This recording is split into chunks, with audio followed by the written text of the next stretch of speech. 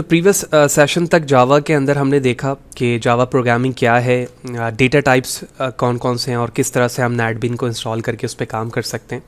तो फर्दर आज हम के सेशन पे सबसे पहले तो हम ये समझेंगे कि एक्चुअली ऑपरेटर्स क्या हैं और कितने टाइप्स के हैं, और फर्दर जितनी चीज़ें होंगी और जो भी कोड पे हम वर्क कर रहे होंगे वो तमाम मेरे ब्लॉग पर भी अवेलेबल हैं, आप फ्रीली यहाँ से यूज़ कर पाएंगे उस चीज़ों को। तो सबसे पहले तो हम थ्योरेटिकली जानते हैं कि ऑपरेटर को हम किस वक्त यूज़ कर रहे होते हैं और वो कितने टाइप्स के हैं, लेकिन उससे पहले हमें ये भी समझना होगा कि वेरिएबल क्या है। तो प्रीवियस सेशंस पे हमने देखा कि जो वेरिएबल का कॉन्सेप्ट है वो एक कंटेनर जैसा है, यानी आपके पास एक ब्लैंक कंटेनर है और उस कंटेनर में प्रोग्रामिंग लैंग्वेज में जब भी आपको वैल्यू स्टोर करने की ज़रूरत होती है तो आप एक वेरिएबल बनाते हो। जैसे फॉर एग्जांपल अगर मैं वेरिएबल के नाम के हवाले से अब बात करूं तो वो एक वैलिड नेम हो सकता है, जैसे मैंने यहाँ पर ए लिखा। इसी तरह से मैं कोई कैरेक्टर्स वाइज नेम लिख सकता हूँ स्ट्रिंग के फॉर्म पर। तो इन नेम्स को जो कि वैलिड वेरिएबल्स के नेम होते हैं उसे प्रोग्रामिंग सिंटैक्स में लिटरल कहा जाता है। इसके डिफरेंट रूल्स हैं, जैसे नंबर से स्टार्ट नहीं होना चाहिए, दो वर्ड्स के दरमियान या दो करैक्टर के दरमियान स्पेस नहीं होना चाहिए। आप चाहें तो अंडरस्कोर का इस्तेमाल कर सकते हैं, लाइक A_B, या मेरे वेरिएबल का नाम बन सकता है, स्पेशल करैक्टर ना हो। तो गुड प्रोग्रामिंग प्रैक्टिस के अंदर ये है कि आप वैलिड करैक्टर या नेम का इंतखाब करें, ना ही अंडरस्कोर इस्तेमाल करें और ना ही उसमें नंबर्स यूज़ करें। तो ये मिसकॉन्सेप्शन होता है फर्दर प्रोफेशनल यूजेज के लिए। तो आप या तो करैक्टर लिखें या कोई नेम लिखें वेरिएबल के लिए। उसके बाद according to the definition variable किसी वैल्यू को स्टोर करने के लिए इस्तेमाल किया जाता है। तो हम यहाँ पर एक ऑपरेटर इस्तेमाल कर रहे हैं, इस ऑपरेटर को असाइनमेंट ऑपरेटर कहा जाता है। तो ऑपरेटर क्या चीज़ है? Operator in Java is the symbol which is use to perform operation. जो ऑपरेशन तुम परफॉर्म करवाना चाहते हो वो ऑपरेटर, ठीक है। अब इस ऑपरेटर के जरिए से मैं इस A_B वेरिएबल में एक वैल्यू स्टोर करना चाह रहा हूँ 5। तो यहाँ पर A_B यानी A_B और ये 5, ये दोनों यहाँ पर कहलाएंगे ऑपरेंट्स, और ये जो इक्वल साइन है ये यहाँ पर कहलाएगा ऑपरेटर। तो ऑपरेंट्स वो हैं जो ऑपरेटर के दरमियान यूज होते हैं। अब प्लस साइन भी यहाँ पर ऑपरेटर हो सकता है, माइनस भी हो सकता है, मल्टीप्लाई एंड सो ऑन। तो वेरिएबल क्या है, ऑपरेटर क्या है, ऑपरेंट्स क्या है, ये हमने समझ लिया। अब ऑपरेटर्स के डिफरेंट टाइप्स हैं और वो हम एक एक करके यहाँ पर डिस्कस करेंगे, थ्योरेटिकली भी जानेंगे और हम अभी उसे परफॉर्म करके भी देखेंगे। तो सबसे पहले हमारे पास है यूनरी ऑपरेटर। तो यूनरी ऑपरेटर के अंदर हमारे पास कैटेगरी है पोस्ट फिक्स एंड प्रीफिक्स, यानी वो यूनरी ऑपरेटर, सिंगल ऑपरेटर जो किसी वेरिएबल्स के पहले भी लिखे जा सकते हैं और बाद भी लिखे जा सकते हैं। जिसमें इसमें आप देख रहे हो प्लस प्लस मौजूद है, माइनस माइनस मौजूद है। प्लस प्लस में एक्सप्रेशन से पहले भी लिख सकता हूँ, बाद में भी लिख सकता हूँ। सिंबल सिंगल प्लस साइन लिखेंगे तो ये भी एक्सप्रेशन वाइज यूनरी ऑपरेटर है, लेकिन ये नॉर्मली एग्जिस्ट करता है अर्थमेटिक ऑपरेशन के अंदर, जो कि आप यहाँ पर देख रहे हैं। तो असल जो यूनरी ऑपरेटर है वो प्लस प्लस माइनस माइनस है, और इसके साथ हमारे पास दो मजीद ऑपरेटर आते हैं जिसको हम टिल्ड से या फिर साइन ऑफ एक्सक्लेमेशन से जाहिर करते हैं। तो ये जो साइन ऑफ एक्सक्लेमेशन है ये लॉजिकल नॉट है, और सिर्फ जो टिल्ड का साइन है ये नॉट ऑपरेटर कहलाता है, ठीक है। तो ये किस तरह से वर्क करेगा भी हम सारी चीज़ें समझेंगे। तो सबसे पहले तो हम प्लस प्लस और माइनस माइनस के इस यूनरी ऑपरेटर को देखते हैं कि ये क्या है और किस तरह से आपके वेरिएबल की वैल्यू को इंक्रीज या डिक्रीज करता है। तो इस वक्त नेटबीन पर मैंने डेमो 2 फाद के नाम से प्रोजेक्ट बनाया हुआ है। सबसे पहले हम एक वेरिएबल लेते हैं। तो मैंने यहाँ लिखा इंटीजर A=10, और उसके बाद हम सिस्टम डॉट राइट लाइन के अंदर सबसे पहले उसे डिस्प्ले करवा रहे हैं। तो मैंने सिंपल वेरिएबल का नाम लिख दिया यहाँ पर। उसके बाद इसी लाइन को हम कॉपी करेंगे और मल्टीपल टाइम पेस्ट करेंगे यहाँ पर। तो अब मैंने यहाँ पर प्लस प्लस पहले लिखा, थर्ड लाइन पे प्लस प्लस बाद में लिखा। यही काम मैंने नेगेटिव के लिए किया, minus minus and then minus minus at last. अब इसे एग्जीक्यूट करने से पहले तो सबसे पहले हम इसे ड्राई रन करते हैं। देखें, जब मैं इस लाइन पर A को डिस्प्ले कराऊंगा तो A की वैल्यू 10 होगी, लेकिन यहाँ पर क्या हो रहा है, यहाँ पर इस यूनरी ऑपरेटर के जरिए से कहा जा रहा है इस प्लस प्लस का मतलब ये है वन वैल्यू इस वेरिएबल A में ऐड कर देना। तो ये पहले 1 ऐड करेगा, उसके बाद 1 को डिस्प्ले करेगा। लेकिन जो थर्ड लाइन पे चीज़ें लिखी हुई हैं उसका मतलब है A की जो भी ओरिजिनल वैल्यू है उसे लिखो, लेकिन इंक्रीमेंट करने के बाद डिस्प्ले नेक्स्ट आइटरेशन पे करना। यानी यहाँ पर ये 10 है, ये 11 है, यहां पर भी वैल्यू 11 ही डिस्प्ले होगी, लेकिन जैसे ही वो इस लाइन के नेक्स्ट पे जा रही है ना, अब वो 12 हो चुकी है। क्यों? क्योंकि अब जो यूनरी ऑपरेटर है वो बाद में लिखा गया है प्लस प्लस, यानी जब मैं पहले लिखूंगा तो वो पहले लेकिन अगर मैंने प्लस प्लस बाद में लिखा है तो पहले डिस्प्ले कर देगा, उसके बाद वैल्यू को इंक्रीज करेगा। तो लिहाजा इस बेस पर अगर मैं प्रोग्राम को रन करूं तो आप प्रॉपर्ली यहां पर आंसर देख सकते हो। देखो 10 आंसर लिखा आ रहा है, यहां पर 11 हो जाना चाहिए, बिल्कुल 11 है, लेकिन यहां पर वो 12 नहीं हुआ बल्कि 11 ही रहा, लेकिन यहां पर आकर वो 12 हो चुका है, वाज़ेह है। अब 12 होने के बाद यहां पर कहा जा रहा है एक वैल्यू निकाल दो। जब 12 से एक वैल्यू निकाल कर डिस्प्ले की गई तो दोबारा से ये क्या हो गया 11, और अब यहां पर ये 11 लिखा हुआ तो आया, लेकिन अगर मैं दोबारा डिस्प्ले कराऊं तो अब ये 10 हो चुका होगा। क्यों? क्योंकि माइनस बाद में लिखा गया है।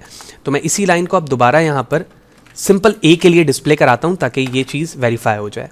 तो मैंने इसको हटाया, यहां से एग्जीक्यूट किया एंड लास्ट वैल्यू 10 हो चुकी है। That's it. ठीक है, तो ये plus plus minus minus unary operator किस तरह से काम करता है वो हमने देखा।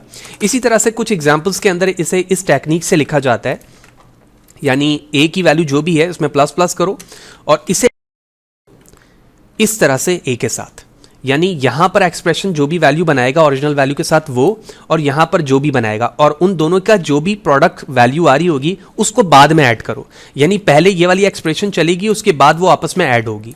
सेम लॉजिक यहां पर माइनस के लिए भी होगा। तो मैंने माइनस के लिए अगर यहां पर माइनस माइनस लिख दिया और यहां पे लिख दिया, तो according to the above definition वो हमें ये कहती है कि अगर माइनस माइनस बाद में लिखा हुआ है तो वो नेक्स्ट आइट्रेशन पर जाकर उसको इंप्लीमेंट करेगी, यहां पर पहले नहीं करेगी। तो लिहाजा इस बेस पर आप प्लस प्लस को पहले लिखें बाद में लिखें, सेम डेफिनेशन यहां पर यूज होगी और वो इन दोनों को डिस्प्ले करेगी। लिहाजा मैंने एग्जीक्यूट किया, एग्जीक्यूट करने के बाद 21 एंड 23 इसका आउटपुट आ रहा है, और जिस लॉजिक से अभी हमने यहां पर ड्राई रन किया है सेम लॉजिक यहां पर भी चलेगी। इसके बाद हमारे पास ऑपरेटर में दो साइन यहाँ पे थे जिसको आप देख रहे हो, टिल्ड है और इसी तरह साइन ऑफ एक्सक्लेमेशन है। ये मैं अभी आगे जाकर बताऊंगा क्योंकि इसमें बिट्स हैंडलिंग हो रही है, और बिट वाइज जो हैं जितने भी ऑपरेटर हैं उसको मैंने सेपरेटली यहाँ पर मेंशन किया हुआ है। तो इसको मैं लास्ट में बताऊंगा, जिसमें आप देख रहे हो नॉट भी मौजूद है, एंड भी मौजूद है। ये सारी चीज़ें मैं आपको लास्ट में बताऊँगा। पहले जो बेसिक हमारे ऑपरेटर्स हैं हम उसे देखते हैं। तो यूनरी ऑपरेटर देख लिया, अब हम अर्थमेटिक ऑपरेटर देखते हैं। तो अर्थमेटिक ऑपरेटर में आप देख रहे हो plus minus multiply divide and mod. Mod के ज़रिए से हमें रिमाइंडर की वैल्यू रिटर्न होती है। लिहाजा इसके लिए हम दो वेरिएबल मज़ीद बना लेते हैं। तो मैंने अब वेरिएबल बनाया है x equal to something value and integer y equal to something value. That's it. अब हम सेम x एंड y को प्लस माइनस डिवाइड मल्टीप्लाई वगैरह सारी चीज़ें करेंगे। तो मैंने x लिखा प्लस y, आप चाहें तो कॉन्कैटिनेट प्लस साइन के साथ करके भी डिस्प्ले करवा सकते हैं। तो यहाँ पर हमने इसे माइनस किया,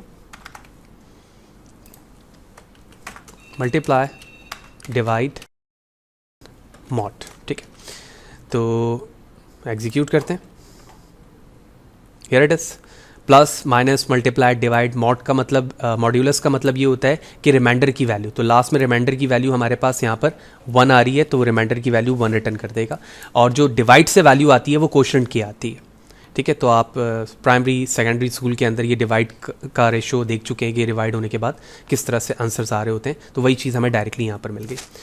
उसके बाद शिफ्ट ऑपरेटर है, ये अभी मैं आगे जाकर बताऊंगा क्योंकि उन ऑपरेटर्स को हमने सेपरेटली किया हुआ है।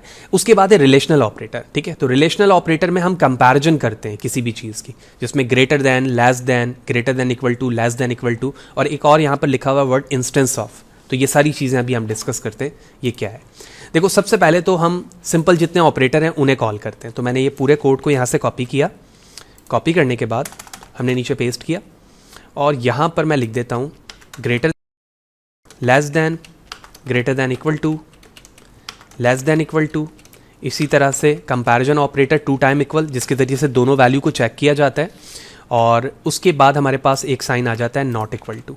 तो उसके लिए sign of exclamation and equal sign होता है। हमेशा कंपैरिजन ऑपरेटर आपको ट्रू या फॉल्स में वैल्यू रिटर्न करती है, यानी अगर x y से बड़ा है तो जो भी कंडीशन ट्रू या फॉल्स होगी, लेस देन है तो ग्रेटर देन या उसके बराबर है, लेस देन या उसके बराबर है, दोनों सेम है, दोनों सेम नहीं है, तो इसके बेस पर बूलियन वैल्यू मिलेगी, या तो ट्रू या फिर फॉल्स। तो मैंने इसे रन किया और आप देख रहे हैं कि फॉल्स, ट्रू, इस बेस पर तमाम आउटपुट आ रहे हैं। तो जो भी एक्चुअल वैल्यू है उसके बेस पर आप यहाँ पर उसे वेरीफाई भी कर सकते हैं। तो यूनरी ऑपरेटर देख लिया, अर्थमेटिक ऑपरेशंस या ऑपरेटर देखा हमने, रिलेशनल ऑपरेटर देखा। अब हम लॉजिकल ऑपरेटर देखते हैं, और लॉजिकल ऑपरेटर के बाद असाइनमेंट ऑपरेटर देखेंगे, और उसके बाद बिटवाइज पे चले जाएंगे। तो लॉजिकल ऑपरेटर हमारे पास 2 हैं, ठीक है, और वो 2 किस तरह से वर्क करते हैं हमें समझना है। बहुत सारे सिनेरियोज होते हैं जहां पर आपको देखना होता है कि एक से ज़्यादा कंडीशन है और आप उन तमाम कंडीशन को ट्रू करना चाहते हैं। यानी फॉर एग्जांपल आप ऐसे यूज़र को अपने सॉफ्टवेयर में या अपने एंड्रॉयड एप्लीकेशन में या जावा एप्लीकेशन में एनरोल करना चाहते हैं जिसकी एजुकेशन मैट्रिक से ज़्यादा हो और साथ ही साथ उसकी एज भी ग्रेटर देन 18 हो।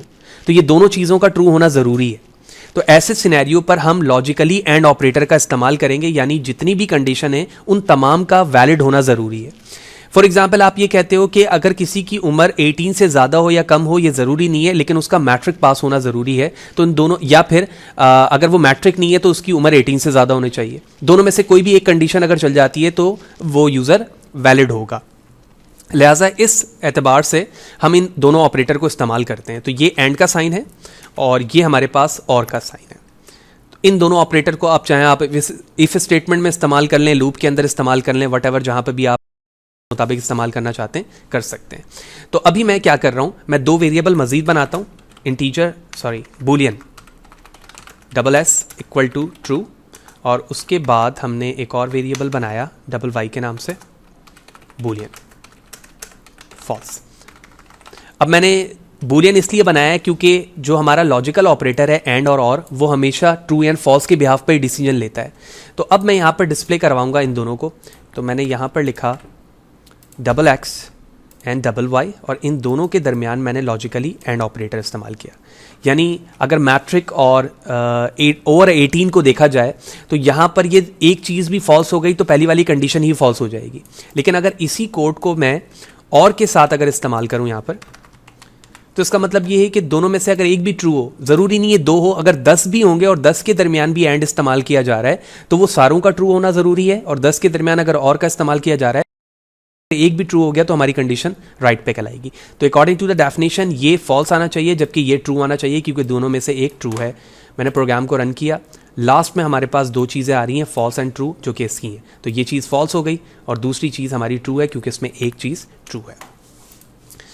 तो अब लास्ट में हमारे पास जो ऑपरेटर है वो असाइनमेंट ऑपरेटर है। असाइनमेंट ऑपरेटर के अंदर हम वैल्यू असाइन करते हैं, जैसे इक्वल साइन है, उस इक्वल साइन के साथ हम डिफरेंट ऑपरेशन को कंबाइन कर देते हैं, जैसे plus equal, multiply equal, divide equal, ये भी असाइन कर रहा है। इसको आसान लफ्ज़ों में समझने का तरीका कुछ यूँ हो सकता है कि अगर मैं एक वेरिएबल बनाऊँ इंटीजर एज के नाम से, और मैंने यहाँ लिख दिया फॉर एग्जाम्पल 14 एज।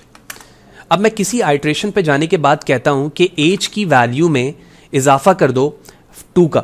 तो इसके लिए एक तरीका तो ये है कि मैं एक और वैल्यू लूँ एज प्लस, उसमें 2 लिखूँ या 3 लिखूँ, और उसके बाद कहूँ एज इक्वल टू या प्लस और एज प्लस लिखूँ। कितना कॉम्प्लेक्स हो रहा है, और उसके बाद इसको एक और वेरिएबल में सेव करूँ एज लाइक दिस, और फिर उसको इन फ्यूचर इस्तेमाल करूँ। ठीक है, तो आप देख रहे हैं कि कितनी कॉम्प्लेक्सिटी बढ़ रही है। सिर्फ एक एज वेरिएबल के अंदर अगर मैं एक चीज़ डिस्प्ले करवाना चाह रहा हूँ तो अच्छा ये ऑलरेडी डिफाइन हुआ है, तो मैं बार बार कॉम्प्लेक्सिटी का शिकार होता रहूँगा।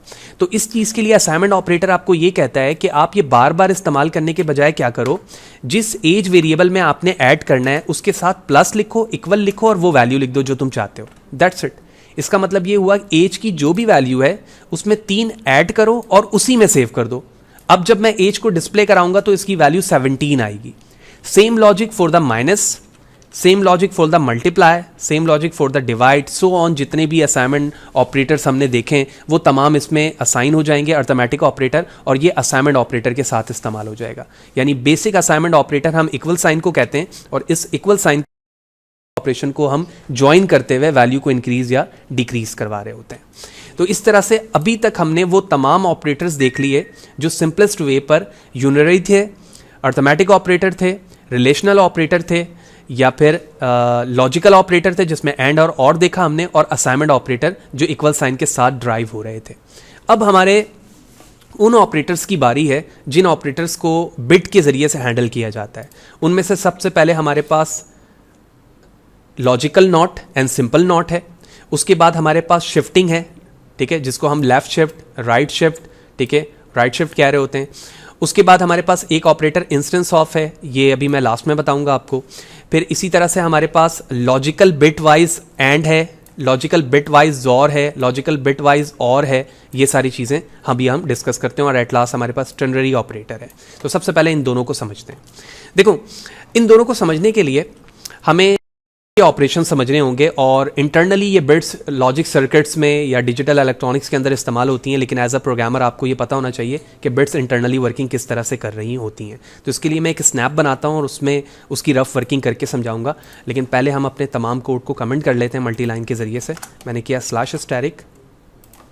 And */ that's it. उसके बाद मैंने एक वेरिएबल बनाया a = 3 और प्रिंट के ज़रिए से हम सिंपलेस्ट तरीके से लिखते हैं टिल्ड का साइन, और उसके बाद मैंने a लिखा, टर्मिनेट किया, और उसके बाद इसी लाइन को हमने कॉपी किया और साइन ऑफ एक्सक्लेमेशन के साथ लिख दिया। इस वक्त यहाँ पर अगर आप देखो तो जो a की वैल्यू है, ठीक है, तो सर सी बात है हमें इसके लिए एक और बूलियन वेरिएबल बनाना होगा, ठीक है, और यहाँ पर उसे यूज़ करना होगा। यहाँ पर हो क्या रहा है, लेकिन जब आपने एक इंटीजर को इस टिल्ड के साइन के साथ लिखा है तो इसका मतलब है ये नॉट है। नॉट दो तरीक़ों से होता है वर्किंग, एक टूस कॉम्प्लीमेंट के ज़रिए से होता है और एक ऐड के ज़रिए से होता है। तो मैं स्नैपिंग टूल पे एक स्नैप बनाता हूँ और उसके बाद आपको बिट वाइज ऑपरेशन समझाता हूँ कि इसका आउटपुट एक्चुअली जो भी आ रहा है वो कैसे आ रहा है। तो हमने प्रोग्राम को रन किया, पहले वाले का आउटपुट -4 आ रहा है, फॉल्स तो हमें ट्रू के बेस पर समझ ही आ रहा है। देखिए a की वैल्यू थी 3, ठीक है ना, मैं जूम करता हूँ, a की वैल्यू 3। अगर मैं 3 को बाइनरी नंबर में कन्वर्ट करूं तो ये हो जाएगा 1, 10 एंड 11, यानी 11। इस तरह से अगर मैं लिखूं तो ये हमारे पास है binary conversion of the decimal number 3। इस बाइनरी को 4 बिट में आपने मिनिमम लिखना है, यानी 4 बिट होती है, 8 बिट होती है, 16 बिट होती है, 32 बिट होती है, ये बिट्स के फॉर्मेशन होते हैं। तो हमने यहाँ पर 4 बिट बनाने के लिए किसी भी नंबर से पहले आप 0 लिख दें, कोई इशू नहीं है, ठीक है, उस पर कोई इफेक्ट नहीं होगा। तो ये 4 बिट रिप्रेजेंटेशन हो गई। पहली बिट नॉट का साइन ये कहता है कि जो भी नंबर आपको लिखकर दिया गया है ना, आप उसको रिवर्स कर दो, यानी 0 को 1 कर दो, 1 को 0 कर दो। तो ये हो गया 1, 1, 0, 0। अब इसके बाद जो भी यहां पर नंबर आया है ना, आप इसको डेसिमल में कन्वर्ट कर दो, ये आपका आंसर होगा, ठीक है। पहली फॉर्मेशन हमें ये कहती है, इसको कहा जाता है टूस कॉम्प्लीमेंट, इसको टूस कॉम्प्लीमेंट कहा जाता है। दूसरा तरीका हमारे पास इस टिल्ड साइन के लिए, यानी नॉट ऑपरेटर का, ये होता है कि जो भी नंबर है आपके पास, यानी 0, 0, 1, 1 4 बिट में कन्वर्ट किया, इस 4 बिट कन्वर्जन में आप 1 ऐड कर दो। इसमें मैं अगर 1 ऐड करूंगा, बाइनरी एडिशन हो रही है, तो 1, 1 बराबर हो गया 10 के, 0 यहां रहा, 1 कैरी बन गया, तो ये दोबारा 1, 1 10 हुए, 0 यहां आया, 1 यहां चला गया, तो 0, 1 1 हो गए और ये 0 ऐसे उतर गया। इस 100 को अगर आप अब डेसिमल में कन्वर्ट करें तो ये बराबर हो जाएगा 4 के, क्योंकि 1, 10, 11, 100 4 के बराबर होता है, और उसके साथ साइन लगा दोगे, क्योंकि जब भी आप नॉट के साथ सिंपल नॉट ऑपरेशन इस्तेमाल कर रहे होते हैं तो उसका फॉर्मूला ये होता है कि जो भी वैल्यू है, यानी n की, n यहाँ पर वेरिएबल है, इसमें 1 ऐड करो और इस पूरे को मल्टीप्लाई कर दो -1 से, यानी मल्टीप्लाई बाय -1। तो वही काम यहाँ पर किया गया, और यही वजह है कि जो आंसर हमारे पास यहाँ पर आया है वो इस वक्त 4 है। Here it is. तो जो भी नंबर होगा आपने वो लेना है, उसमें 1 ऐड करना है, जो भी आउटपुट आएगा उसको माइनस के साथ आप डेसिमल में लिख देंगे। That's called a not operator working. उसके बाद है हमारे पास लॉजिकल नॉट। ये है लॉजिकल नॉट। लॉजिकल नॉट जो भी वैल्यू ट्रू में होगी उसको फॉल्स कर देगा, और जो भी फॉल्स वैल्यू होगी उसको ट्रू कर देगा। तो यहाँ पर वो वैल्यू ट्रू थी, यहाँ पर उसको हमने कन्वर्ट किया, वो फॉल्स हो गई। अब हम यहाँ पर दोबारा आते हैं, इसको फॉल्स कर देते हैं, अब प्रोग्राम को रन करते हैं। आप देखेंगे कि जो चीज़ फॉल्स थी अब वो ट्रू हो चुकी है। That's it. अब हमारे दूसरी चीज़ जो रिमेनिंग की थी वो था हमारे पास इंस्टेंस ऑफ। ठीक है, instance of line to line चलते हैं। इंस्टेंस ऑफ ऑपरेटर हम आगे जाके और भी बेहतर तरीके से समझ सकते हैं जब हम ऑब्जेक्ट ओरिएंटेड पे काम करते हैं। ठीक है, लेकिन अभी मैं एक छोटी सी एग्जांपल के जरिए से ये बात समझाना चाहूँगा। तो मल्टी लाइन कमेंट को बढ़ाते हैं। देखिए, इस वक्त जिस प्रोजेक्ट पे मैं काम कर रहा हूँ उस प्रोजेक्ट की क्लास का नाम है Demo2 फहद। मैंने इस नाम को कॉपी किया, ये मेन मेथड है। इस मेन मेथड के अंदर आने के बाद मैंने इसका ऑब्जेक्ट क्रिएट कर लिया OBJ के नाम से। किसी भी मीनिंगफुल नाम से आप बना सकते हो। ऑब्जेक्ट बनाया। ऑब्जेक्ट बनाने के बाद मैं ये चेक करना चाहता हूँ कि एक्चुअली जो मेरा OBJ है ना, OBJ क्या ये इसका इंस्टेंस है या नहीं है। ठीक है, ऑब्जेक्ट की डेफिनेशन क्या होती है? Object is nothing but a instance of a class. Class का इंस्टेंस है, एक पार्ट है। इस इंस्टेंस को चेक करने के लिए ऑपरेटर इंस्टेंस ऑफ इस्तेमाल किया जाता है। तो मैंने यहां लिखा OBJ इंस्टेंस demo2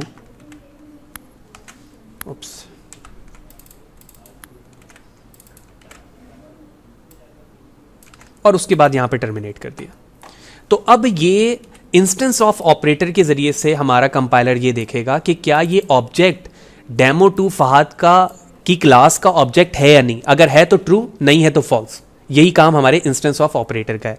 लिहाजा अब मैं प्रोग्राम को रन करता हूं, आप यहां देखेंगे ट्रू आ गया, और कोई भी मैं दूसरा नाम यहां पर यूज करूंगा तो वो चीज वहां पर फॉल्स यूज कर लेगा। तो ये इंस्टेंस ऑफ की जिम्मेदारी है कि किसी भी ऑब्जेक्ट के नाम को वो उसकी क्लास से वैलिडेट करते हुए चेक करेगा कि क्या उस क्लास से कोई ऑब्जेक्ट ड्राइव हुआ है इस नाम का या नहीं, और वो आपको रिटर्न कर देगा बूलियन पे।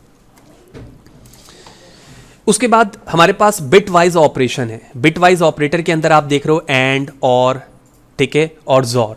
इसको समझने के लिए हम इस स्नैप पर आते हैं और यहां पर वो बात समझना हमारे लिए मजीद आसान ऑपरेशन। देखिए बिट वाइज ऑपरेशन पे हमारे पास सबसे पहला जो ऑपरेटर है उसका नाम है एंड। जब ये सिंगल एंड होता है तो ये बिट वाइज ऑपरेटर कहलाता है, और जब ये डबल एंड होता है तो उसका मतलब है ये लॉजिकल एंड ऑपरेटर है। इसमें डेफिनेशन में कहा जा रहा है set each bit to 1 if both bit are 1, यानी दोनों बिट्स अगर 1 है तो आंसर 1 आएगा, वगरना कोई भी 1 नहीं आएगा। यहां पर क्वेश्चन में प्रॉब्लम में लिखा हुआ 5 and 1, यानी 5 और 1 के दरमियान बिट वाइज एंड ऑपरेशन करो। तो सबसे पहले तुम कन्वर्ट करोगे 5 को बाइनरी में। तो 5 का बाइनरी होता है 0 1 0 1, यानी 1 0 1 ही होता है। 4 बिट बनाने के लिए एक 0 वहां पर ऐड कर लिया। 1 का सिर्फ 1 ही होता है, 4 बिट बनाने के लिए 4 दफा 0 उसके साथ लिखूंगा मैं, ठीक है। अब डेफिनेशन एंड की कहती है कि अगर दोनों बिट ऑन है यानी 1 है तो ही जवाब 1 आएगा, वगरना 1 नहीं आएगा। यहां पर 1 लिखा 0 0 0 रहा, 1 0 0 रहा, और सॉरी हाँ ठीक है बिल्कुल 0 0 0 रहा। सारी चीजें 0 हो गई, 1 रहा। इस 1 को अगर मैं डेसिमल में कन्वर्ट करूंगा इसका जवाब क्या आएगा? 1 ही आएगा ना। 1 बाइनरी में भी डेसिमल के बराबर होता है और डेसिमल 1 भी बाइनरी में 1 के बराबर होता है। ये लॉजिकल ऑपरेशन थी किसके दरमियान? दो ऑपरेंड के दरमियान बिट वाइज एंड के लिए।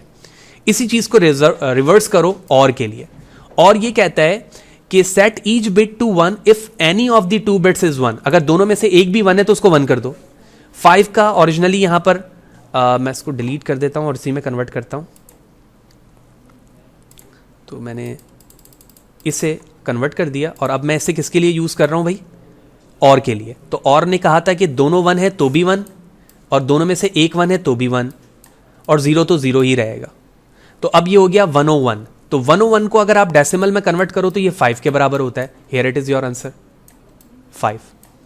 बिट कौन सा ऑपरेशन हुआ अब ये? और। उसके बाद थर्ड ऑपरेशन नॉट का है। नॉट तो मैं अभी बता चुका हूं आपको बिल्कुल स्टार्टिंग पे, दो तरीकों से, एक 2's कॉम्प्लीमेंट से और एक +1 के साथ। तो इसमें 2's कॉम्प्लीमेंट वही हो रहा है, जो भी ओरिजिनल वैल्यू है उसको रिवर्स कर दिया जा रहा है। 5 का डेसिमल 0101, उसको कन्वर्ट करके 1010 कर दिया गया, और जो भी नंबर आया उसे डेसिमल में कन्वर्ट कर दिया गया। और दूसरा तरीका +1 के साथ माइनस था, जो मैंने अभी बताया। उसके बाद है हमारे पास जोर। जोर क्या कहता है? Set each bit to 1 if only 1 of the 2 bits is 1, यानी अगर दोनों में से एक 1 है तो ही वो 1 होगा। अगर दोनों सेम हुआ है तो वो 0 ही रहेगा, यानी 1 1 है तो भी 0, 0 0 है तो भी 0, सिर्फ 1 0 है तो 1 आएगा। कैसे सब्ट्रैक्ट करेंगे इसे? मैं इन सारों को हटाता हूं, और उसके बाद देखो ये दोनों सेम है, 0 आ गया। ये दोनों सेम है, 0 आ गया। ये दोनों सेम नहीं है, 1 आ गया, 0 आ गया। 100 को अगर आप कन्वर्ट करोगे डेसिमल में तो ये 4 के बराबर आ जाएगा, and here it is 4, sorry this one. तो ये लॉजिकल वाइज बिट ऑपरेशन थे। अब इसके बाद हमारे पास एक इंपॉर्टेंट लास्ट ऑपरेटर है जिसको हम कहते हैं लेफ्ट शिफ्ट, राइट शिफ्ट, और इसी तरह से मजीद राइट शिफ्ट, ठीक है। तो अब इसके ऑपरेशन को परफॉर्म करने के लिए हमें ब्लैंक स्पेस चाहिए ताकि वहाँ पर मैं बेहतर तरीके से इनके ऑपरेशन समझा सकूँ। तो इसके लिए हम एक ब्लैंक पेज ले लेते हैं और उसके बाद काम करते हैं, तो ये प्रॉपर सही रहेगा।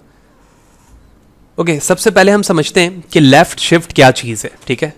एज्यूम करते हैं कि हमारे पास एक वेरिएबल है, फॉर एग्जांपल a = 4, ठीक है, और आपने ऑपरेशन करवाया लेफ्ट ऑपरेशन यानी लेफ्ट शिफ्ट का, लेफ्ट शिफ्ट का।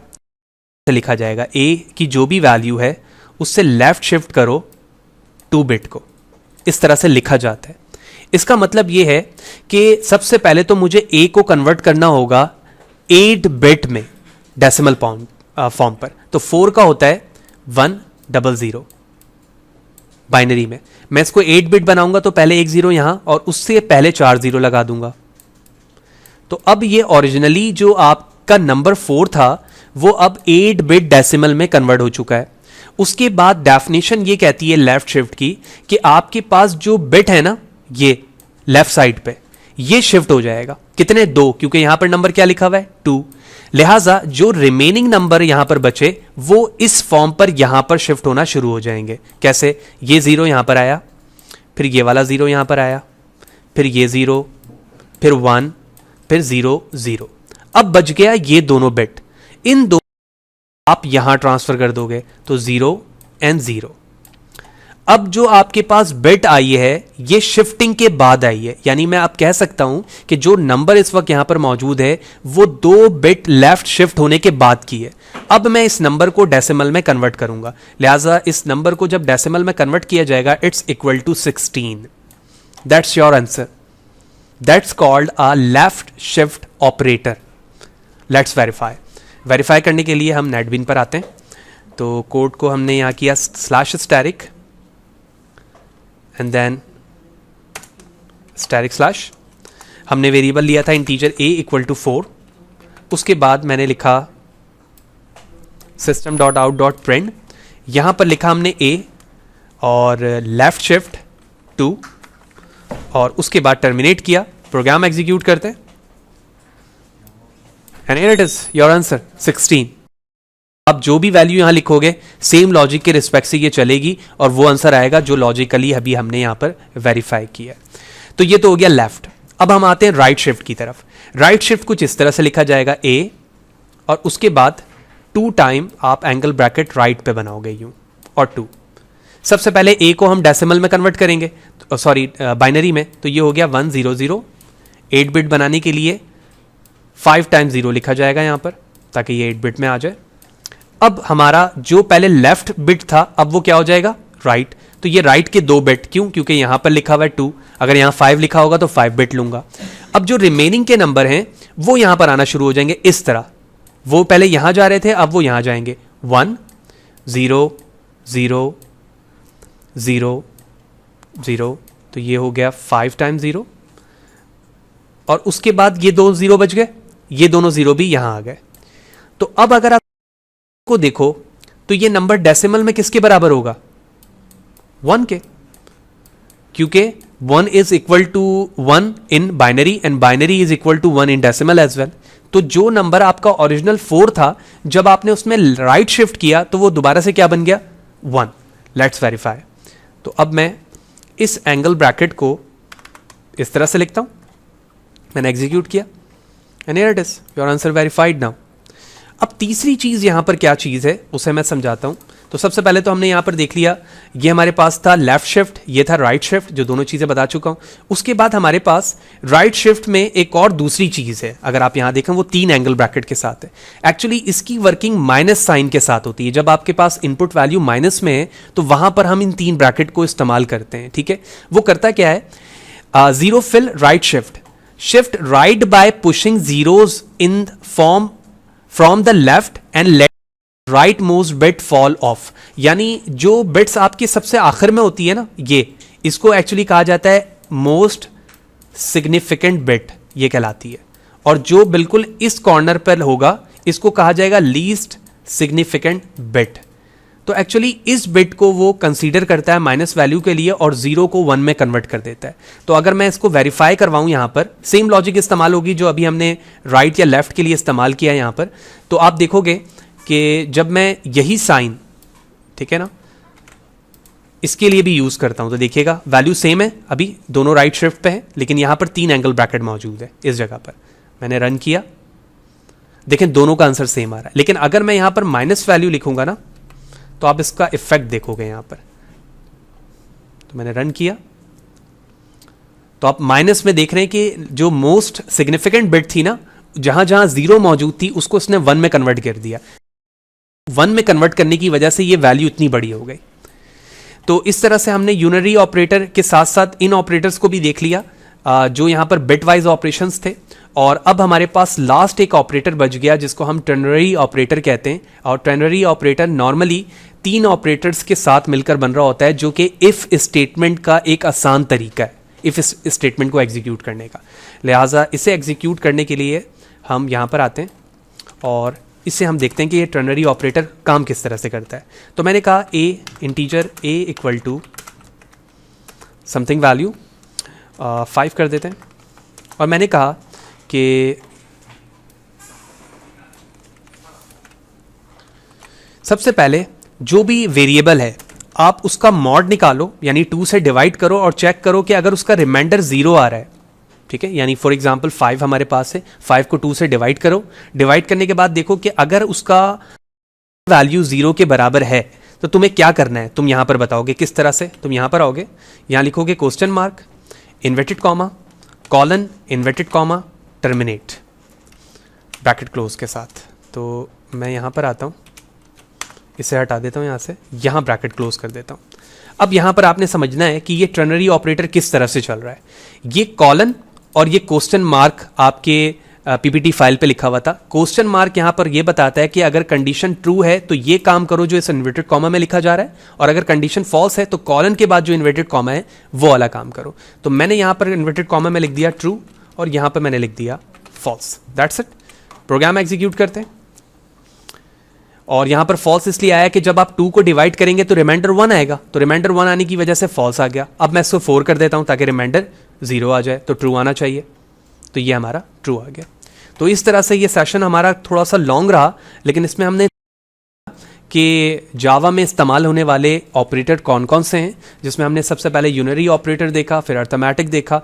अर्थमेटिक ऑपरेशन के बाद हमने shift left shift right shift वगैरह के जो रिलेशनल ऑपरेटर थे वो भी देखा, इंस्टेंस ऑफ को भी देखा, बिट वाइज ऑपरेशन और लॉजिकल ऑपरेशंस में क्या फ़र्क है, किस तरह से काम करता है वो देखा, असाइनमेंट ऑपरेटर देखे और टर्नरी ऑपरेटर देखा कि एक्चुअली वो किस तरह से वर्क कर रहा है। और जैसे जैसे आप आगे जाते रहोगे ये सारे काम प्रोफेशनल लेवल पर भी इस्तेमाल होते रहेंगे। तो जो काम मैंने यहाँ पर ऑफलाइन मशीन पर किया है मैं चाहूँ तो ऑनलाइन पर भी कर सकता हूँ। तो REPL.IT पर आने के बाद वो तमाम कोड जो कि आपने ऑफलाइन किया है वो आप यहाँ पेस्ट करके कर सकते हैं। तो मैंने कुछ कोड यहाँ से कॉपी कर लेना है जस्ट फॉर द अंडरस्टैंडिंग, जैसे मैंने इस कोड को किया। बाकी ओवरऑल जितना कोड है वो आप यहाँ पर कर सकते हैं अगर आपके पास ऑफलाइन मशीन नहीं है। तो मैं यहाँ पर आता हूँ, मैंने इसे पेस्ट किया और पेस्ट करने के बाद मैं अपने कोड को एग्जीक्यूट करता हूँ एंड हियर इट इज़। तो आपने जितना कोड वहाँ पर है आप यहाँ पर भी आके कर सकते हैं अगर आपके पास फिजिकली नेटबीन या इक्लिप्स मौजूद नहीं है।